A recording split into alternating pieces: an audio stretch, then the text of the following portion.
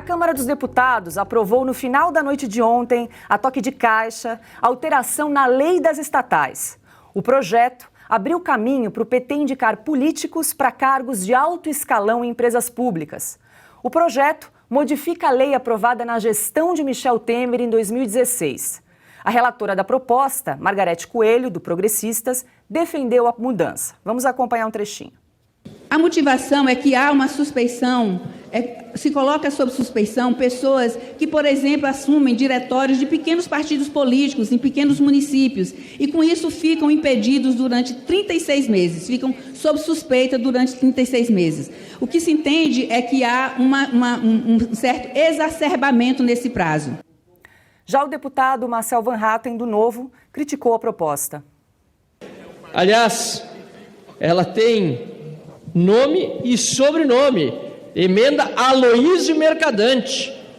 Não é possível. Nós ouvimos aqui da relatora, deputado Calil, que é para preservar a possibilidade de dirigentes de municípios onde, pelo seu tamanho pequeno, os diretórios não são representativos e, por isso, esses dirigentes poderiam vir a participar da administração das estatais. Olha, com todo respeito à relatora, e ela sabe que eu tenho pelo trabalho que ela faz aqui na Câmara dos Deputados, mas é caçoar da inteligência dos colegas. E para começar a nossa rodada de análises e comentários aqui no programa Oeste Sem Filtro, eu dou uma boa noite a Ana Paula Henkel. Boa noite, Ana. Acho que a Ana travou. Então, dou uma boa noite para Guilherme Fiuza.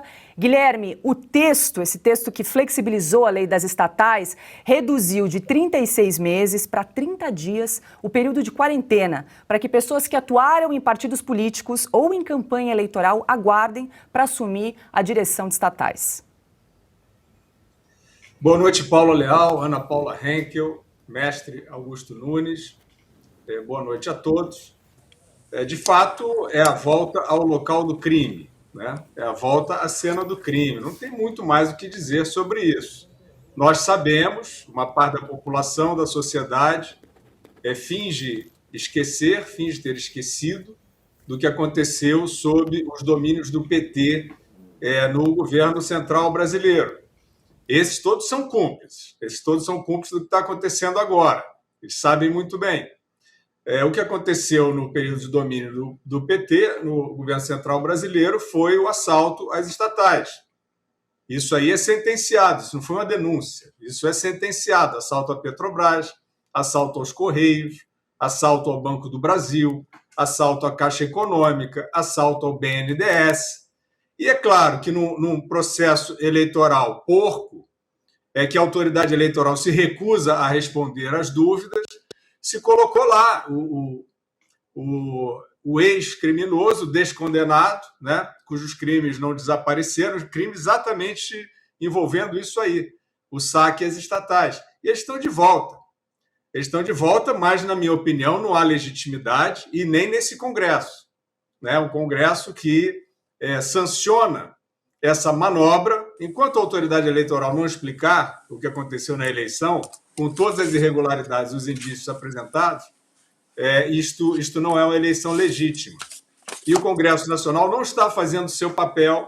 O Congresso Nacional está embarcando, vendo a direção do vento e achando que deve embarcar aí nesse trem da alegria. E é claro que qualquer cidadão honesto não reconhece essa eleição como legítima até aqui, nem esse Congresso como legítimo, e muito menos como legítima a volta à cena do crime, com as estatais entregues aos mesmos gatos gordos de sempre.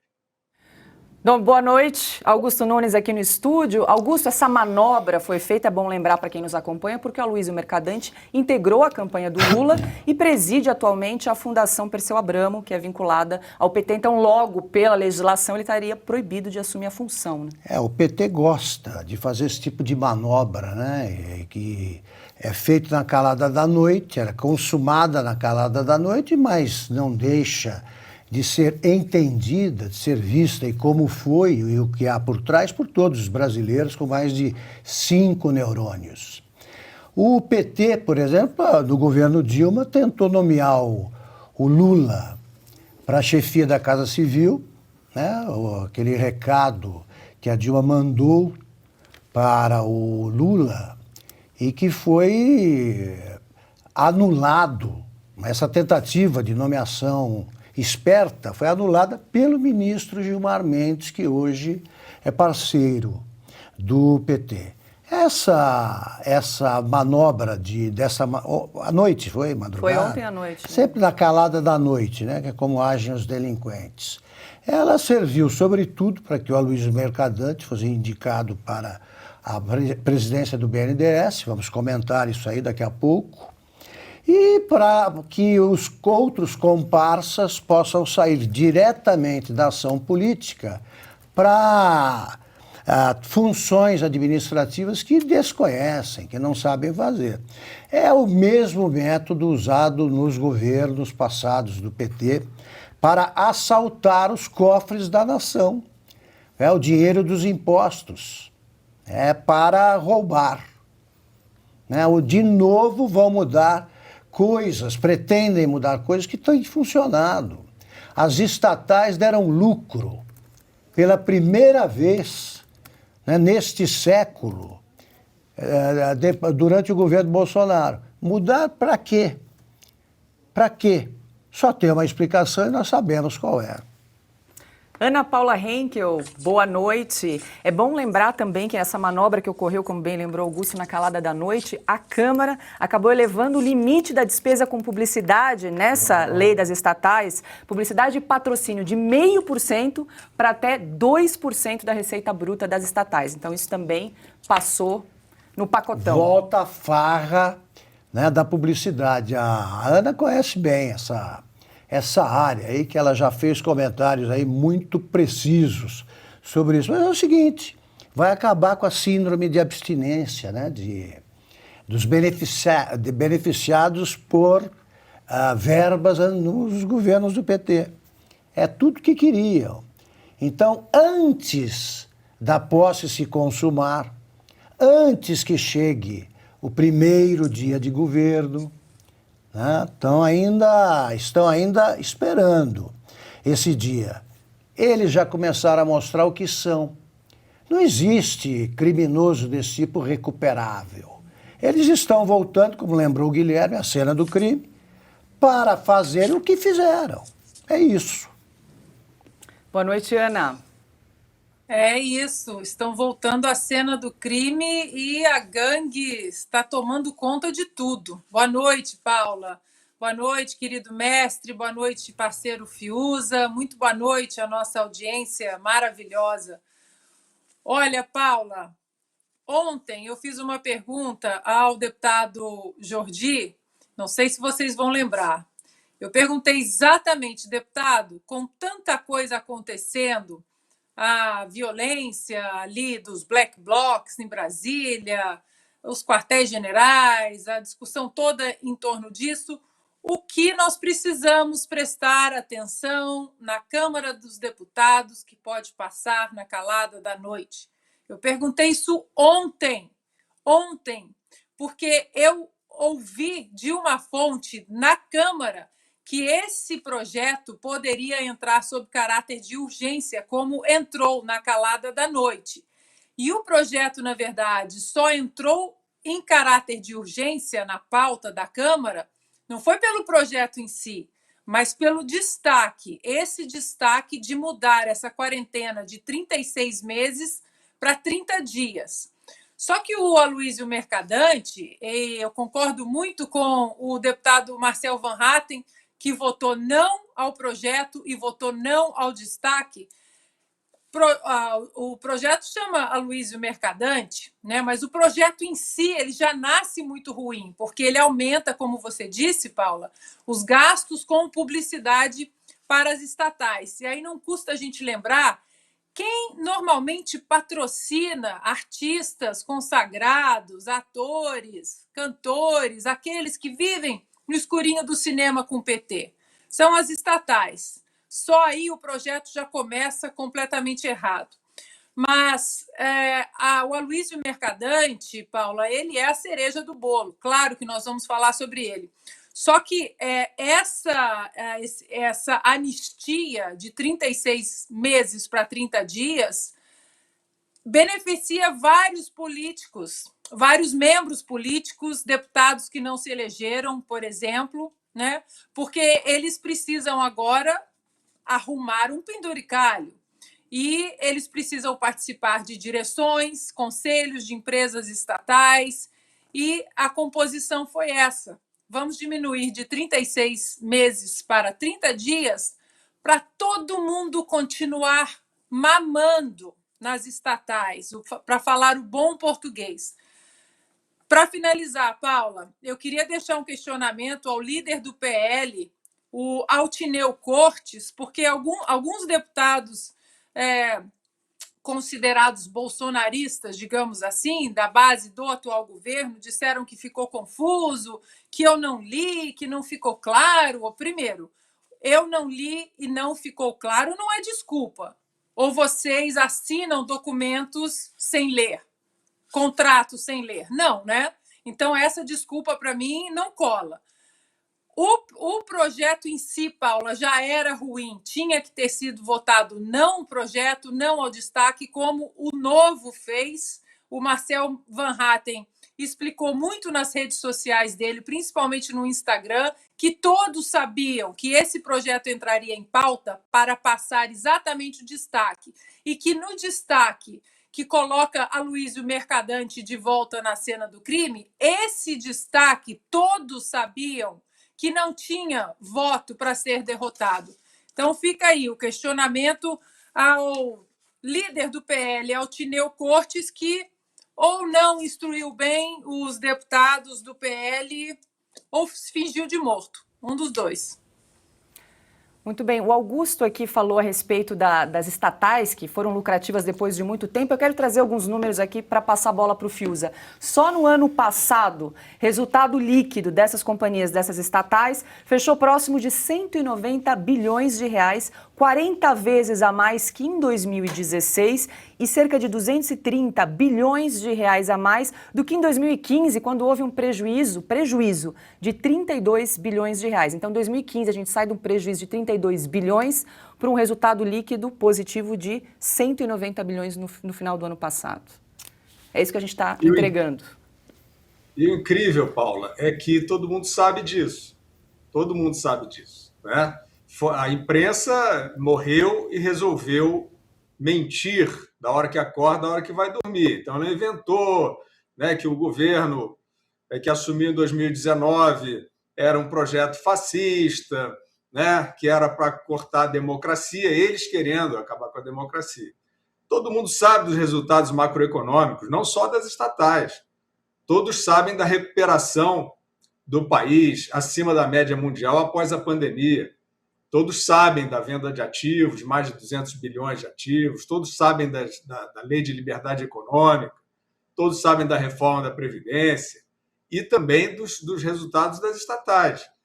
Isso é, para quem não perdeu a vergonha na cara, isso é um dado conhecido, estabelecido, né, na economia nacional. Só que foi feita, de fato, uma operação abafa, que não abafou nada. Foi feita uma manobra para se fingir que o Lula estava sendo renascido para livrar o país do fascismo. Ninguém acreditou nisso. Essa maioria de votos do Lula é fedorenta, precisa de uma explicação técnica, os indícios de irregularidade estão aí. Não adianta, eu vou falar só disso. Montaram uma historinha, você veja, Paula, pergunta onde é que estão agora, né, falando em dados macroeconômicos, indicadores de estatais, etc. Onde é que estão agora o Armínio Fraga, o Edmar Baixa, o Pedro Malan, o Pércio Arida, todos esses que resolveram se associar a essa manobra, porque isso é uma manobra. Fingir que o Lula é inocente e ia salvar o país, a democracia brasileira, é uma manobra. Todos esses resolveram salvar, porque eles queriam quebrar a representação democrática. Não tem outra explicação. Cadê eles agora? Onde é que estão esses personagens? A gente está vendo que o que está, né, querendo assumir o comando do país é a escória da escória. Não é um governo que é assim, não, vamos chamar o Baixa aqui para cuidar do BNDES, vamos chamar aqui o Arminio para cuidar do Banco Central. Porcaria nenhuma. É Flávio Dino, é Mercadante, é Rui Costa, é a escória da escória. Não é isso que está aí? Então, por que esses luminares do passado, por que eles fizeram essa coreografia? Por que eles assinaram cartinha de democracia e vazaram, picaram a mula? Porque isso tudo é mentira. Porque essa ideia de que você agora vai ter uma gestão melhor e mais democrática é mentira. Nenhum deles acreditou nisso em momento algum. Então, a gente está num cenário completamente artificial, é uma manobra, é uma traição à democracia, é uma traição à instituição, à institucionalidade, é uma traição ao sistema representativo. Não tem como seguir adiante. Não adianta você ficar... então vamos trocar o Paulo Guedes pelo Fernando Haddad, vamos discutir economia. Aqui não dá. Aqui não dá, eu não vou discutir. Quer dizer, é claro, você está jogando o cofre, os cofres públicos na lata do lixo, onde tem os ratos lá para roer. Não tem conversa, não dá para falar sério sobre indicadores, sobre política macroeconômica, políticas públicas desse jeito. Então, os outros ratos, né, cheirosinhos e bem vestidos, participaram aí da coreografia, do mise-en-scène em torno de Lula, o descondenado, e sumiram do mapa. E está aí agora, né, a discussão de um governo entregue só a essa escória. É claro que isso não é aceitável, é claro que quem tiver juízo, e esse Congresso, a Ana assinalou bem, cadê os aliados do Bolsonaro? Já estão lá, aliás, todos meio sumidos, quase todos, né? Meio sumidos aí nesse período gravíssimo, onde você tem um comando no Tribunal Eleitoral intimidando população, intimidando instituições, decretando censura. Você não vê uma grita. Cadê a base do presidente? Cadê os aliados? Um fala aqui, outro fala ali e tal, mas estão todos lá, não sei, achando que vão cuidar dos seus mandatos, né, que conquistaram, todo mundo caladinho, um vexame, né, todos omissos em relação a essa vergonha, e sobra a população em frente aos quartéis. Boa. É o que sobra no Brasil hoje. Boa. E é a maioria, vai lá ver, é a maioria. Não, isso é o militarismo porcaria nenhuma, deixa de ser cínico.